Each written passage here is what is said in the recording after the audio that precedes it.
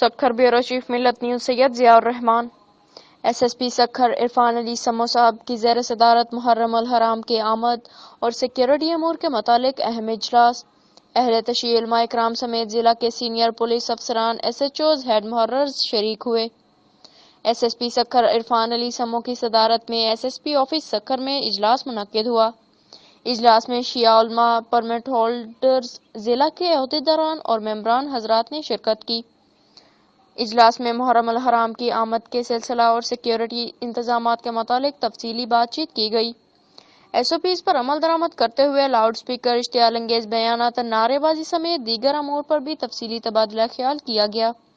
حکومتی احکامات، S O Ps اور ڈپلائمنٹ پر مکمل طور پر عمل درآمد کیا جائے گا۔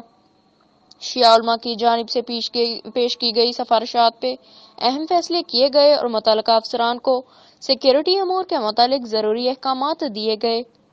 S S P Sukkur Irfan Ali Samoo کا محرم الحرام کے دوران فول پروف سیکیورٹی انتظامات کے حوالے سے علماء کو مکمل یقین دہانی کراتے ہوئے انہوں نے کہا کہ نیشنل ایکشن پلان پر عمل کرتے ہوئے امن و امان کی صورتحال کو برقرار رکھنے کے لیے محرم الحرام کے دوران لاؤڈ سپیکر کا استعمال، فورتھ شیڈول کے افراد کا عدم تنظیموں اور دیگر مذہبی جماعتوں کے جلسے و جلوسوں پہ مکمل پابندی عائد ہوگی۔